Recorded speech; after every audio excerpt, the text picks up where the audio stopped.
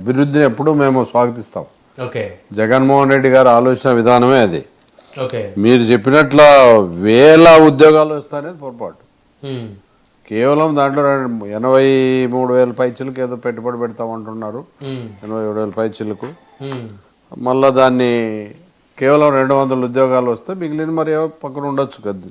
దీంట్లో వాళ్ళకి మనం సబ్సిడీలు ఎన్ని ఇస్తున్నాము, అక్కడ ఏర్పాటు చేసిన భూమిని మనం ఎంత ఏ రేట్కి ఇస్తున్నాము లీజు, దీన్ని బేస్ చేసుకొని ఇన్కమ్ సోర్స్ పెరుగుతుంది డెఫినెట్గా. దాంట్లో కాదని చెప్పడం లేదు, కానీ ఒక్కసారి మీరు ఆలోచన చేయండి, అభివృద్ధి అనేది గత 5 సంవత్సరాల్లో జరగలేదా జగన్మోహన్ రెడ్డి గారు ఉన్నప్పుడు? ఆర్బీకేలు ఎవరు చేశారండి? సచివాలయంలో అన్ని ఉద్యోగాలు ఇచ్చి ప్రజలకు అందుబాటులో ఉండేటట్లు ఎవరు చేశారు? నాడు నేడు అనే కార్యక్రమాలు తీసుకొని స్కూల్స్లో కానీ ఎంత డెవలప్ చేశారు, హాస్పిటల్స్ కానీ, దాని అది అభివృద్ధి కాదా? పోర్ట్లు జగన్మోహన్ రెడ్డి గారు ఆలోచన విధానం పోర్ట్లనే వస్తే తప్ప మనం అభివృద్ధి చెందడానికి ఉండదు అనే ఉద్దేశంతో అన్ని సంవత్సరాల ముఖ్యమంత్రిగా చేసిన చంద్రబాబు నాయుడు గారు ఆలోచన రాలే. సీనియర్ మోస్ట్ లీడర్ అంటాడు, మరి ఎందుకు చేయలేకపోయినాడు? జగన్మోహన్ రెడ్డి గారు మనకు రాష్ట్రానికి ఎట్లా ఇన్కమ్ సోర్స్ తీసుకురావాలా, మన రాష్ట్రాన్ని ఎట్లా డెవలప్ చేసుకోవాలా, దీనికంతా పెట్టుబడి ఏమి ఎడ్యుకేషన్ మీద పెడితే ఇదంతా పెట్టుబడేది. ఈరోజు మనం వివిధ రకాలుగా సబ్సిడీ ఎట్లా ఇస్తున్నామో, ఇండస్ట్రీస్ వస్తే వాళ్ళకి వేల లక్షల్లో కూడా ఇస్తున్నాం, కోట్ల రూపాయలు, 100 కోట్ల రూపాయలు సబ్సిడీ ఇస్తున్నాం, వివిధ రకాలుగా ప్రోత్సాహాలు ఇస్తున్నాం, కరెంట్ ఫ్రీ అంటాం, ఇంకోటి ఫ్రీ అంటాం, అన్ని నానా రకాలు చేస్తున్నాం. ఇవన్నీ చేసిన ఎడ్యుకేషన్ అనేది మనకు మోస్ట్ ఇంపార్టెంట్. ఇక్కడ ఎడ్యుకేషన్ ఎప్పుడు డెవలప్ అవుతుందో ఆటోమేటిక్గా ఆరోగ్యము, ఎడ్యుకేషన్ మోస్ట్ ఇంపార్టెంట్. వీటిని ప్రాధాన్యత ఇచ్చిన ఘనత జగన్మోహన్ రెడ్డి గారిది. సుమారుగా 55 వేల ఉద్యోగాలు మెడికల్ దాంట్లో ఫిలప్ చేయడం జరిగింది లాస్ట్ టైం.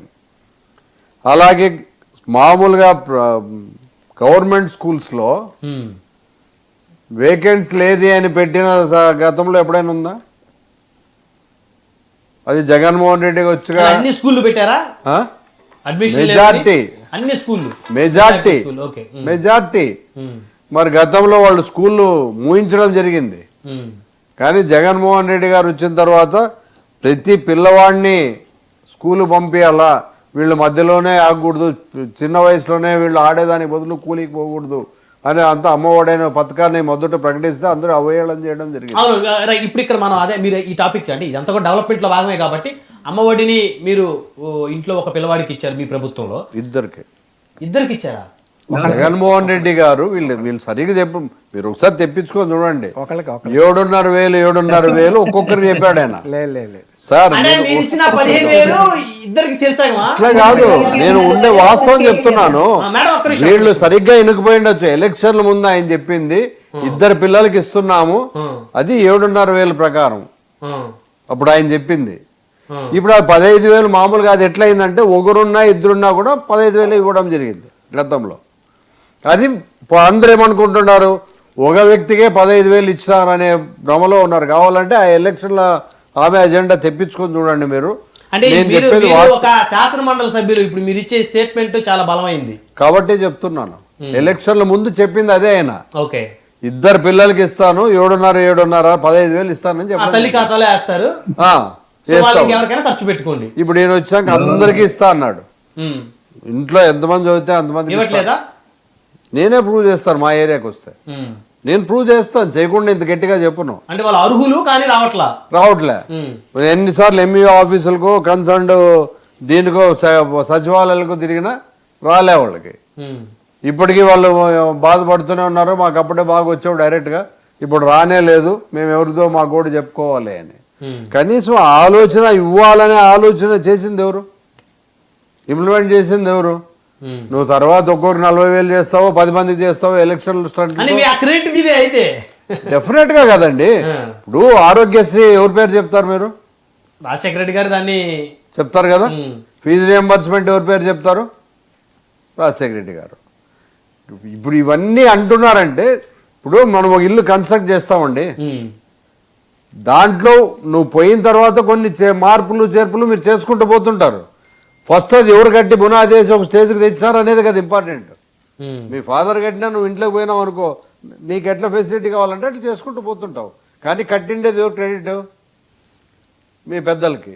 అని ఇప్పుడు మీరు అన్నట్టు ఇప్పుడు దాన్ని కొనసాగించి ఇంకా డెవలప్ చేసి ప్రతి ప్రభుత్వం తర్వాత ఇప్పుడు రేపొద్దున ఈ ప్రభుత్వం తర్వాత ఈ ప్రభుత్వం రాని, ఇంకో ప్రభుత్వం రాని, మీ ప్రభుత్వం రాని, వచ్చిన ప్రభుత్వాలు వీటిని ఇంకా డెవలప్ చేసుకుంటూ అభివృద్ధిని సంక్షేమాన్ని సమపాలలో చేసుకుంటూ ముందుకెళ్ళటం అనేది గొప్ప విషయం. కానీ ఇక్కడ ఏం చేస్తున్నారు? మెడికల్ కాలేజీలు పీపీపీ విధానంలో ప్రైవేటిజం చేస్తా ఉంటారు. ఇది అభివృద్ధి. అమరావతి అనే ఒక రాజధానికి వేల కోట్లు ఇప్పటికే మీరు జరిగిన 12 నెలలు 14 నెలల లోపలే 2 లక్షల కోట్ల పైబడి అప్పు తెచ్చారు. జగన్మోహన్ రెడ్డి గారు 5 సంవత్సరాలు కలిసి కరోనా 2 సంవత్సరాలు పోయినా ఆ 3 సంవత్సరాలకు గాను అంత 5 సంవత్సరాలకు మనకి ఏది ఇన్కమ్ 2 ఏళ్ళు రాకపోయినా 3,70,000 కోట్లు అప్పు తెచ్చాడు. అసెంబ్లీలో వాళ్ళే చెప్పడం జరిగింది, ఎవడు చెప్పేది కాదు, అసెంబ్లీ సాక్షిగా. మరి ఈరోజు 14 నెలలకే 2,20,000 పైచలకి ఎట్లా అప్పు చేశారు వాళ్ళు? కేవలం రాజధాని అనే దాన్ని చూపించుకుంటూ. రాజధానికి అంత డబ్బు పెట్టేవాడు ఈ పీపీపీ విధానంలో ప్రైవేటు వాళ్ళకి మనం ఇచ్చే బదులు ఆ ల్యాండ్ కానీ ఇప్పటి వరకు కన్స్ట్రక్షన్ జరిగిండేది 5 సంవత్సరాలు 5-6 కోట్లు పెట్టలేమా ప్రభుత్వం? ఈరోజు ప్రభుత్వం పెడితే పేదవాడికి మెడికల్ సీట్లు ఎన్ని వస్తాయి? నేను ఇంత డబ్బు ఫిక్స్ చేశాడు అని చెప్పి అమ్ముకున్నారని అంటుండ్రి. కొన్ని సీట్లేమో 12 లక్షలు పెట్టడం జరిగింది, కొన్ని సీట్లు ఎన్ఆర్ఐ కోటాలో 22 లక్షల చిల్లర వరకు పెట్టడం. అవి ఎందుకు? గవర్నమెంట్ పైన డిపెండ్ కాకుండా ఆ వ్యవస్థను అదే నడుపుకోవాలి అనే దాంతో ఒక ప్లాన్డ్గా పేదవాడికి ఫ్రీగా సీట్ రావాలి, మన పేద విద్యార్థులు అన్ని తరగతుల వాళ్ళకి ఫ్రీగా రావాలి, మన వాళ్ళు డాక్టర్లు విపరీతంగా కావాలంటే గతంలో చంద్రబాబు నాయుడు గారు ముఖ్యమంత్రిగా ఉన్నప్పుడు కూడా సెంట్రల్ గవర్నమెంట్ పర్మిషన్ ఇచ్చేది, కానీ ఆయన ఆలోచన కూడా చేయలేదు దాని సైడ్. ప్రైవేటిజం అనేది మన ముఖ్యమంత్రి గారు మెదడులోనే పుట్టింది. గతంలో కూడా జనార్దన్ రెడ్డి గారు ఇంజనీరింగ్ కాలేజీలు ప్రైవేటిజం చేస్తా అంటే దాని మీద పెద్ద ఎత్తున చేసి ఆయన దిగిపోయే పరిస్థితి వచ్చారు.